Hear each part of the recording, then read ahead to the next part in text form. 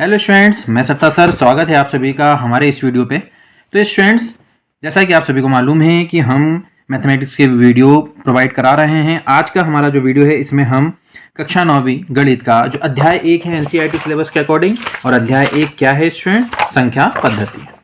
ठीक है स्टूडेंट, तो अध्याय 1 है संख्या पद्धति। तो स्टूडेंट, पिछले वीडियोज़ के माध्यम से हमने संख्या पद्धति में प्रश्नावली 1.3, 1.4 के भी सवाल सॉल्व करा दिए थे, यानी हमने।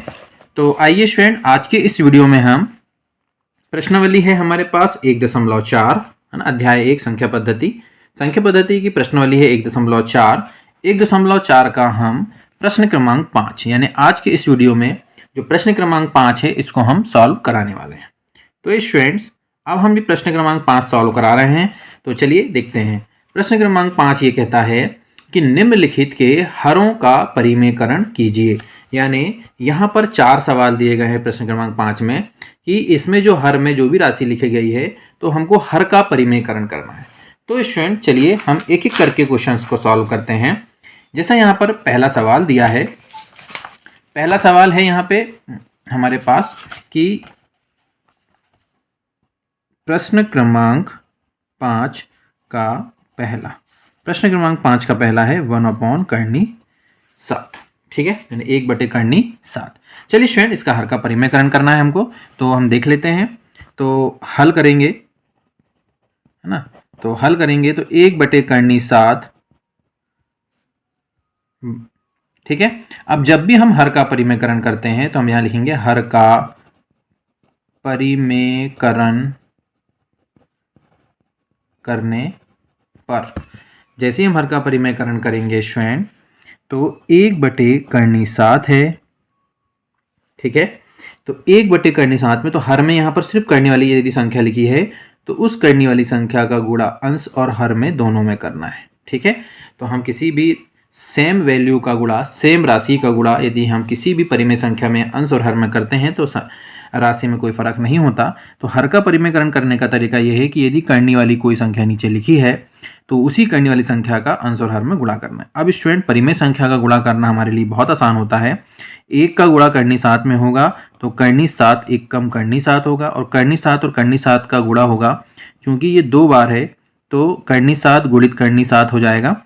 अब करनी 7 गुणित करनी 7 जो होता है वो करनी 7 का वर्ग हो जाएगा, और वर्ग से हमारा ये करनी कैंसिल हो जाएगा, तो यह जाएगा करनी 7/7। और यही जो है यही क्या कहलाएगा? आंसर कहलाएगा।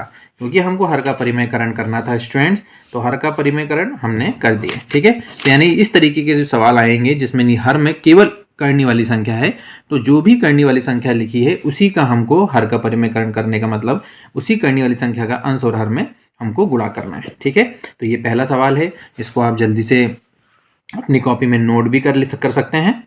चलिए स्टूडेंट, तो अब हम आगे बढ़ते हैं। इसमें हमारे पास अब प्रश्न क्रमांक 2 क्या दिया है वो देख लेते हैं। अब प्रश्न क्रमांक 2 है हमारे पास स्टूडेंट 1/7 ऋण करनी 6। ठीक है, चलिए तो दूसरा प्रश्न को भी हम यहां लिख लेते हैं, हल कर रहे हैं। ठीक है, तो ये हो जाएगा 1/7 माइनस करनी 6। चूंकि हमको हर का परिमेयकरण करना है तो हम यहाँ लिख लेंगे स्टूडेंट कि हर का परिमेयकरण करने पर। अब स्टूडेंट हमको अब थोड़ा सवाल का पैटर्न बदल गया है स्टूडेंट। पहले केवल एक करने वाली संख्या होती थी, अब हर में करने वाली संख्या में 2 करने वाली संख्या यानी 2 संख्या दिख रही है और उस बीच में माइनस वाली, यानी हमको प्लस माइनस के रूप में अब संख्या दिखने लगी है करने वाली। तो जब भी हम इसका हर का परिमेयकरण करेंगे तो पहले तो ये जो जिसका हर का परिमेयकरण कर रहे हैं उसको जैसे का हमको तैसा लिख लेना है गुणित। अब स्टूडेंट, हमको हर में ध्यान से देखना है कि यहाँ पर जो भी संख्या लिखी है और बीच में जो चिन्ह आ रहा है, जैसे यहाँ ऋण का चिन्ह है, तो जब हम गुणा करेंगे तो इसी संख्या को गुणा करेंगे लेकिन चिन्ह को बदल देना है। ठीक है, और अंश में भी उसी का गुणा करेंगे और हर में भी उसी का गुणा करेंगे। समझ में आया? यदि यहाँ पर प्लस होता तो स्टूडेंट हम यहाँ पर माइनस वाली संख्या का गुणा करते। ये हमको याद रखना है कि जब भी हम हर का परिमेयकरण करेंगे और हर के परिमेयकरण में हर में यदि हमको एक से ज़्यादा संख्या दिखती है प्लस माइनस के रूप में, तो ऐसी कंडीशन में हमको उसमें जो भी संख्या है, जैसे प्लस में है तो आपको माइनस लेना है और माइनस में है तो प्लस लेना है और उसका ऊपर और नीचे गुणा कर देना है। अब स्टूडेंट 1 का गुणा हम जब करनी 7 में करेंगे तो 1 गुणित करनी 7 धन करनी 6 हो जाएगा। अंश का गुणा अंश में होता है परिमेय संख्या में, और हर का गुणा हर में होता है। अब यहाँ पर है करनी 7 ऋण करनी 6, और यहाँ पर है करनी 7 धन करनी 6। ठीक है। अब जब हम इसमें 1 का गुणा करेंगे स्टूडेंट, तो ये तो आप बहुत अच्छे से जानते हैं कि 1 का गुणा हम किसी भी संख्या में करें तो वो तो जैसे का वैसे आना है, यानी करनी 7 एक कम करनी 7 हो गया और करनी 6 एक कम करनी 6 हो गया। अब यहाँ स्टूडेंट हम ये देख रहे हैं कि यहाँ पर ये संख्या जो दिख रही है पहला वाला ब्रैकेट में a माइनस बी है और ये a प्लस बी के फॉर्म में दिख रहा है। देखो संख्या तो सेम है, इसमें माइनस है और इसमें प्लस है, और चूंकि हमको पता है कि a माइनस बी और a प्लस बी का जो फॉर्मूला होता है स्टूडेंट वो होता है a square minus B square. ठीक है, तो इस फॉर्मूले का इस्तेमाल हम यहाँ पर करने वाले हैं। तो a का काम यानी a minus B a plus B बराबर a square minus B square. तो यहाँ पर a के स्थान में कौन दिख रहा है? करनी 7।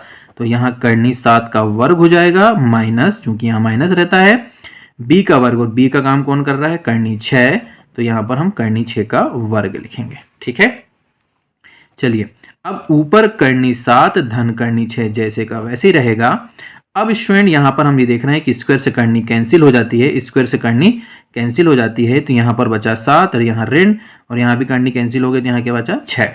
ठीक है, अब यहाँ पर हम ये देखेंगे कि ये हो गया करनी 7 धन करनी 6 बटे 7 में से 6 जाएगा 1। ठीक है, तो 1 यदि बटे में है तो उसको हम यदि नहीं भी लिखे तो चलता है। ठीक है, और यही इसका क्या कहलाएगा स्टूडेंट? आंसर कहलाएगा। ठीक है, चलिए बहुत आसान तरीका है स्टूडेंट। चलिए एक क्वेश्चन और है हमारे पास, उसको भी देख लेते हैं। तो ये हमारे पास था प्रश्न क्रमांक 5 का दूसरा हर का परिमेयकरण करने वाला सवाल। ठीक है, चाहे तो आप इसको नोट कर सकते हैं वीडियो को पॉज करके। चलिए अब स्टूडेंट हमारे पास यहाँ पर है तीसरा सवाल इसी में। ठीक है, प्रश्न क्रमांक 5 में तीसरा सवाल। प्रश्न क्रमांक 5 में जो तीसरा सवाल है वो क्या कह रहा है कि 1 बटे करनी 5 धन करनी 2। ठीक है, चलिए अब हम इसका भी सॉल्व कर लेते हैं। हर का परिमेयकरण करना है हमको, तो ये तीसरा है, हल कर रहे हैं। 1 बटे करनी 5 धन करनी 2। ठीक है, चलिए अब स्टूडेंट हमको इसका हर का परिमेयकरण करना है, तो हम लिखेंगे हर का परिमेयकरण करने पर। ठीक है, अब जब हम हर का परिमेयकरण करेंगे स्टूडेंट, क्योंकि हम इसके कर रहे हैं तो बराबर लगाना है सब में, है ना, ये ध्यान रखना है। अब हम जिसका हर का परिमेयकरण कर रहे हैं पहले उसको तो हम जैसे का तैसा लिख लेंगे, गुणित। अब स्टूडेंट मैंने जैसे अभी आपको बताया कि जब हमको करनी वाली संख्या में 1 से ज़्यादा रहे और बीच में प्लस या माइनस दिखता है, तो ऐसी कंडीशन में हमको चिन्ह देखना है कि यहाँ पर चिन्ह कौन सा दिख रहा है हर में, इन दोनों संख्या के बीच में प्लस। तो हम यही दो संख्या का चयन करेंगे, लेकिन बीच में क्या लगाएंगे? माइनस। बदलना चिन्ह, है ना, प्लस है तो माइनस, और अंश में जो है वही हर में भी लिखना है। अब स्टूडेंट 1 का गुणा हम इसमें करेंगे, तो 1 का गुणा करनी 5 में करेंगे, तो करनी 5 एक कम करनी 5 हो गया, ऋण करनी 2 हो गया। ठीक है, और हर में यदि हम देखें तो ये है करनी 5 धन करनी 2, एक ब्रैकेट में लिख लेते हैं, और ये करनी 5 माइनस करनी 2, अब ये गुणा में लिख लेते हैं। अब स्टूडेंट यहाँ पर एक फॉर्मूला लगाने वाले हैं हम, a plus B a minus B बराबर होता है a square minus B square. तो ये फॉर्मूला हम यहाँ अप्लाई करेंगे। देखो दोनों संख्या यहाँ भी करनी 5 करनी 2 करनी 5 करनी 2 है, और एक में बीच में प्लस है और एक में माइनस, इसलिए हमने ये फॉर्मूला लगाया है कि भाई दोनों संख्या देखो a प्लस भी है और a माइनस भी है, मतलब एक में प्लस और दूसरे में माइनस यदि रहता है तो ये वाला फॉर्मूला लग जाता है। तो चलिए स्टूडेंट, तो ये है हमारे पास करनी 5 ऋण करनी 2 जैसे का वैसे ही रहेगा अंश में। अब हर में हम यहाँ फॉर्मूला लगाएंगे, तो a के स्थान में कौन आ रहा है? करनी 5, तो यहाँ पर करनी 5 का वर्ग हो जाएगा माइनस, और b के स्थान में कौन आ रहा है? करनी 2, तो ये हो जाएगा करनी 2 का वर्ग। अब अंश में तो करनी 5 ऋण करनी 2 जैसे का वैसे ही रहेगा। अब यहाँ पर स्क्वायर से करनी कैंसिल हो गई तो यहाँ 5 बचा, स्क्वायर से यहाँ भी करनी कैंसिल हो गई तो यहाँ 2 बचेगा।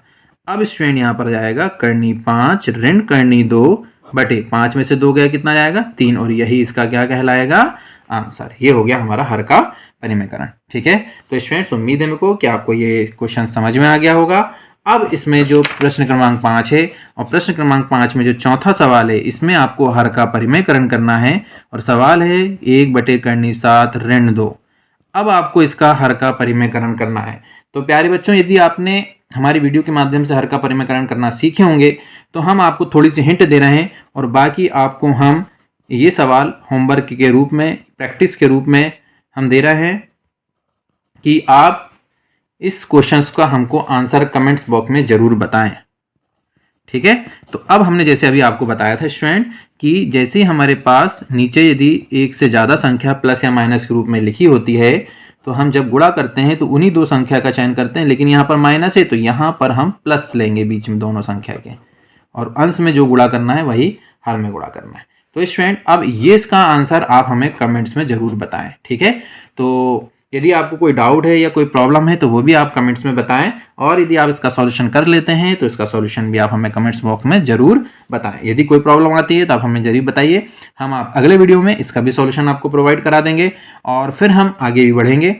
तो स्टूडेंट्स, उम्मीद करते हैं कि आज के इस वीडियो के माध्यम से प्रश्नावली 1.4 का जो प्रश्न क्रमांक 5 है, प्रश्न क्रमांक 5 में ये 4 सवाल है, इसमें से हमने 3 का सॉल्यूशन कराया है और एक आपको प्रैक्टिस के लिए दिए हैं।